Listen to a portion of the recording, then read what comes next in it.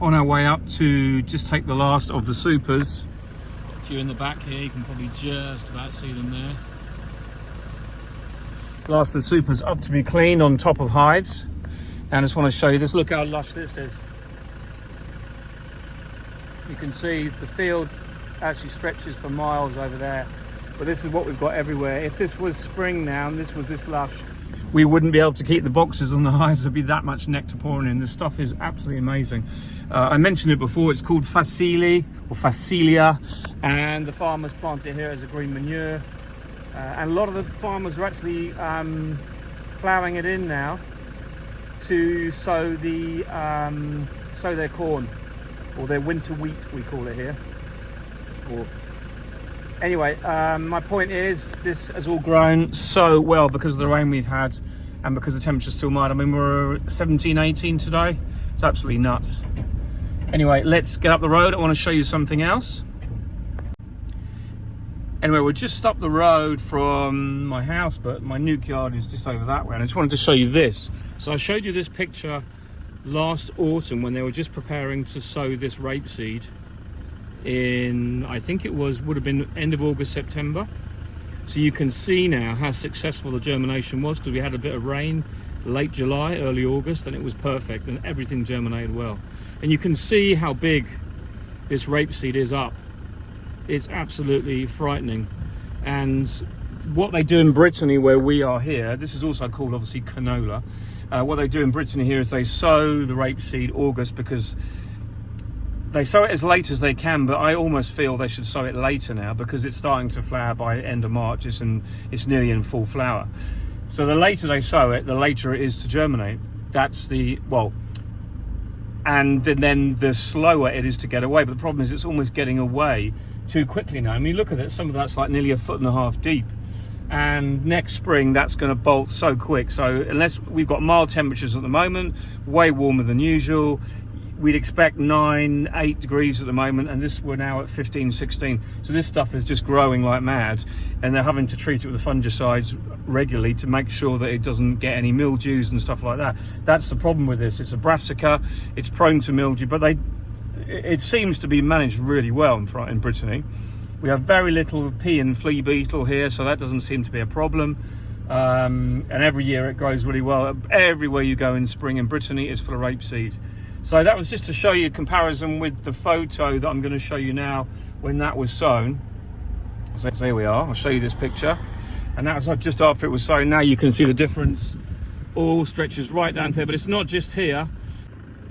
So there's a house just over there that you can see. Just in front of that you can see there's a load of wheat sown as well. Now that hedge along the left hand side there, just in the far distance, now that's in my apiary there. So you can see we're not far at all from rapeseed, and there's a whack of it sown near that as well. So just to say that everywhere around here, you can see here this is all wheat, just been sown as well, perfectly drilled, beautifully done. The old crop of maize, or corn, we call it maize over here, but corn, sweet corn, has all been ploughed back in, and now it's sown for wheat. So that's kind of what we have in Brittany. We have rapeseed and winter wheat over winter because it's so mild generally, but it's enough to check the rapeseed, so it flowers in the spring and bolts, and it's the same for the wheat, so it flowers and bolts in the spring. And harvest around here is about July, August, of both crops generally. They come at the same time. So you might remember I filmed this the other week in September when this was just germinating, and you can see the difference now. Absolutely amazing crop, and it's almost too big. This is actually quite small in compared to the other one, but this is rapeseed as well. You remember how small it was, just coming through the ground now. It's just absolutely ready to bolt, but hopefully we'll get some cold weather.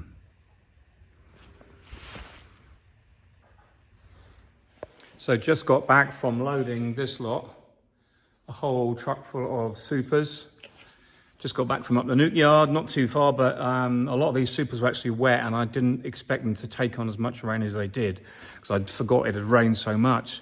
So what we're going to do, I was chatting to my mate Ollie, and he goes to me, well, you've got dehumidifiers. I said, yeah. He said, well, why don't you stick them in your warming room that's now empty and leave them in there to dry with the dehumidifier running? I thought, what a perfect idea. So these are all going on pallets, alternatively stacked, so then we can leave them in there in the room because it's not being used for weeks now, and we'll have somewhere to dry these out. And then when I'm ready to work on them over winter, we can get them out and use them and sort everything accordingly. There's nothing better than having the space I've got, and I might as well use it. It's stupid. So that's what I'm going to do this evening. So I'm going to get all these onto pallets, and then that will be done.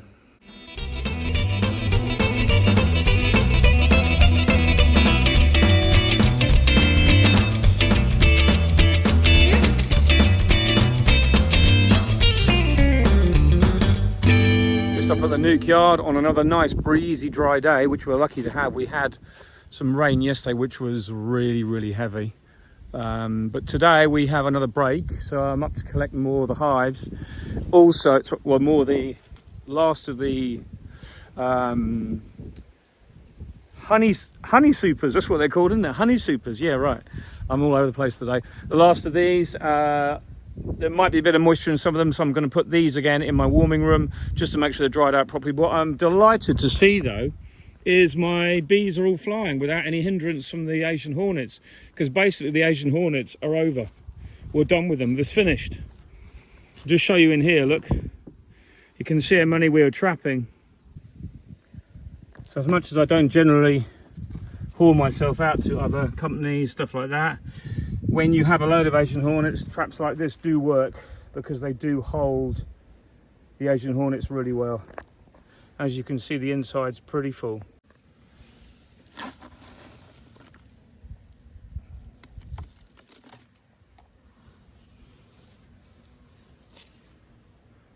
That's the great thing about these traps, is that they just keep on working and the hornets just die inside. So that's worked really well. I'll have more of those next year. Some of my roofs obviously aren't fixed down yet, and there's a few that are blown off, but overall the colonies are looking really good in here. Very pleased with those. Just look at that. Nice looking colonies. Really strong, looking great. So bees are happy.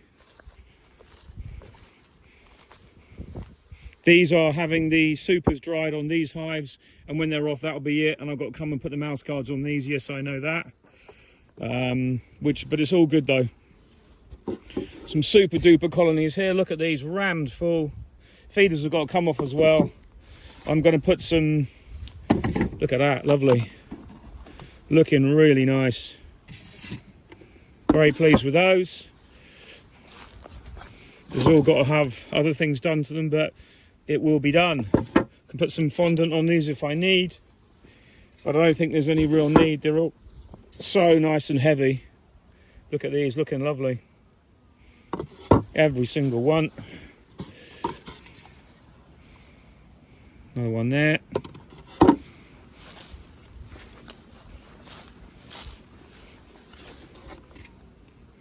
Nice. Oh, looks like we're missing a frame there. This is funny what happens. I think I remember what happened here. There's a frame missing here because I thought the colony was the dead out. And then you come back and either see the swarms mooned in, or they were actually on the point of requeening. And I've got to put a frame in there, but we'll sort that out. So I'll come back probably later tomorrow or next week and sort all these out.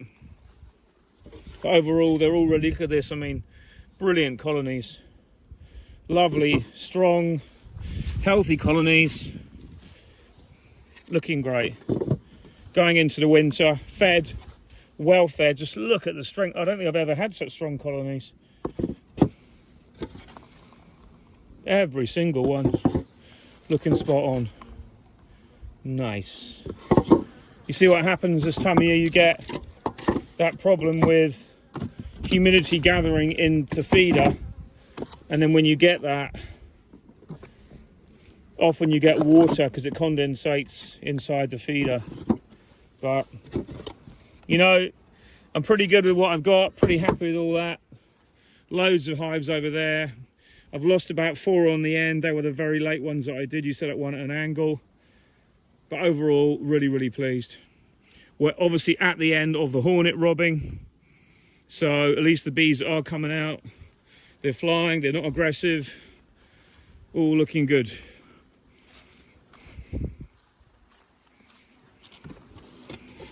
These were some late ones I made. Look at them, they're looking fab. They won't all look like that, I'm sure, but that's looking good as well. And there are times that one might be a dead out. There's a few bees in there. Might be a small colony. There are times I have left my feeders on over the winter. And there's never a problem. So, you know, a few hornets still around here, but way less compared to what there was. Way less. So I'm kind of happy with that. That's a nice one.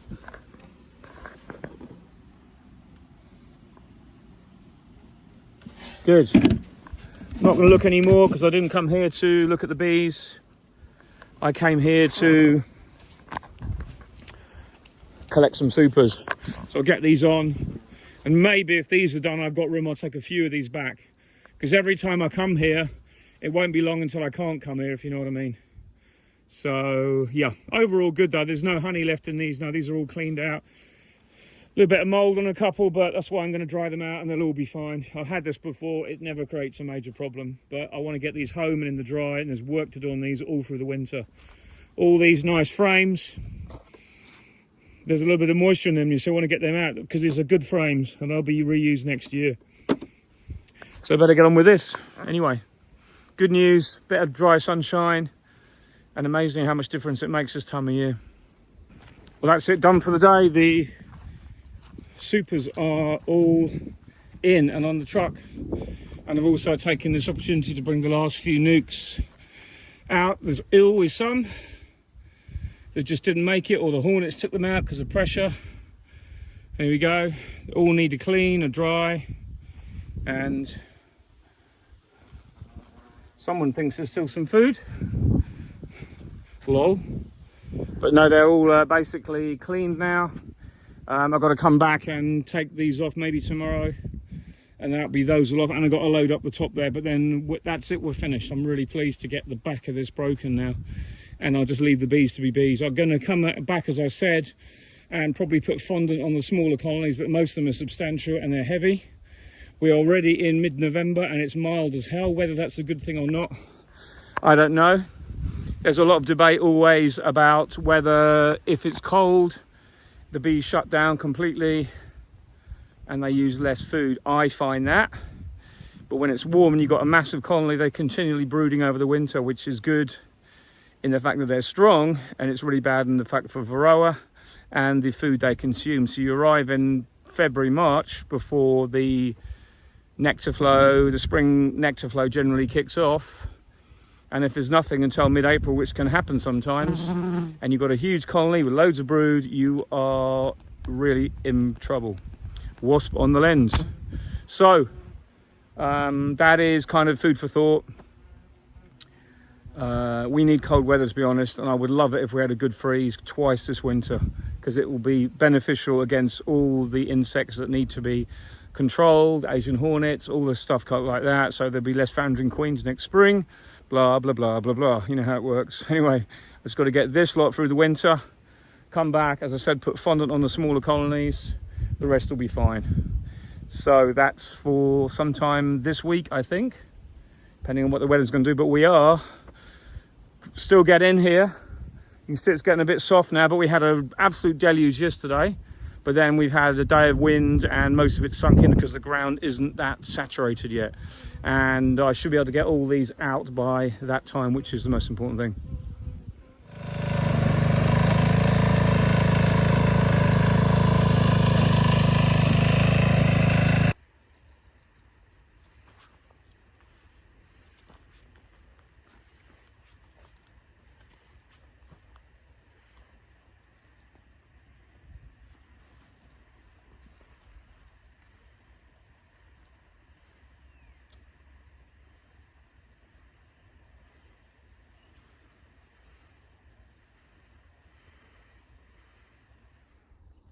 Today we've done a really good job. We have sowed a late lawn. This is the honey house here, and this is where the runoff from the septic tank, which is outside the honey house, comes down here and then is distributed from there to there. You can just see the two heads, and there's a grid underneath, and this is what we call in French épondages or épondage. And basically it's where water from the septic tank is semi-treated and filters into the land, and then filters through, percolates through, and then becomes drinking water, blah blah blah. So not that I use it for drinking, but the problem is we haven't been able to, every year, because I've been too busy and not had the time to get this rotivated and leveled, and when we've been using the brush cutter it's been hitting rocks. So we've finally got it done. I've just got to either leave this seed, because it's going to rain in 2 days really heavily, let the rain just wash it in, it'll grow. It's rough, I've done it all today, but it's done. So we've got this half to finish tomorrow. It's just literally where, this is also a lot of spoil where we dug the driveway out from over there.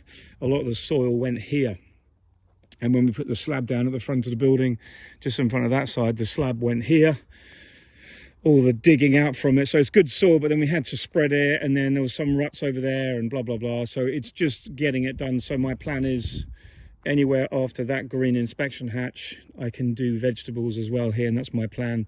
Obviously we're not allowed to burn here anymore, lol.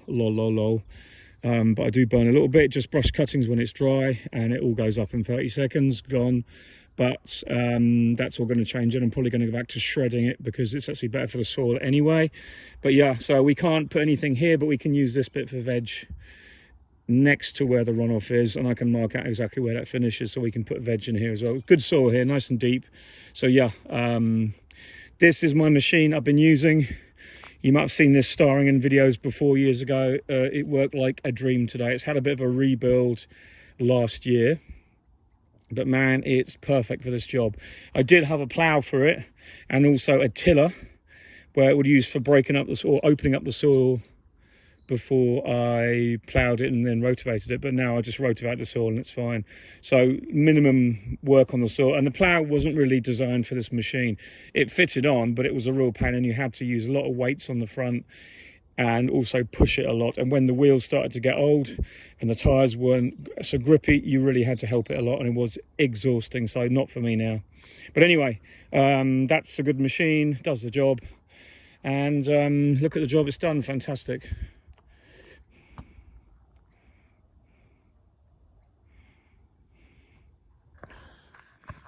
So that's it for tonight. We had the wonderful day today, which was just literally a gap in the clouds. And as from tomorrow, we've got a low pressure coming back in over us, and it's probably going to be back to doom and gloom, but at least most of this has been done. I'm hopefully going to get that sown tomorrow as well. So fingers.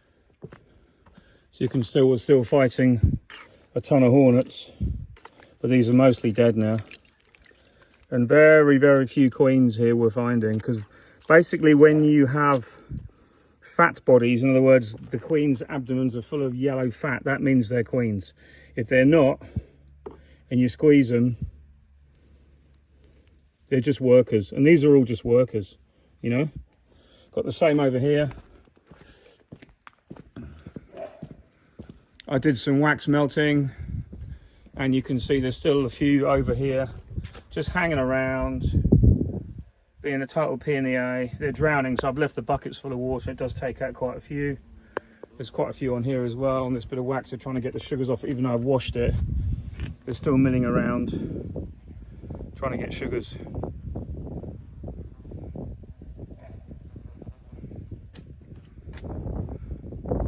They'll all be gone soon. It's very, very near the end. We're actually at the end of the cycle, and we think queens would have dispersed a couple of weeks ago, because it's getting late now. We're into November. People are saying, oh, we're still finding nests full of colonies, full of Asian hornets. But yeah, that's almost certainly just drones and the remaining workers. So I've given the machine a pressure wash, but unfortunately the underneath is full of shite. So that's not surprising, because we had to rotivate a lot of weeds up, but it's all coming off. I'll just have to hack that off with some secateurs, I think, and we can get it clean, because this is going up into the roof as well. and then that will be stored away for the winter. So that's a great thing.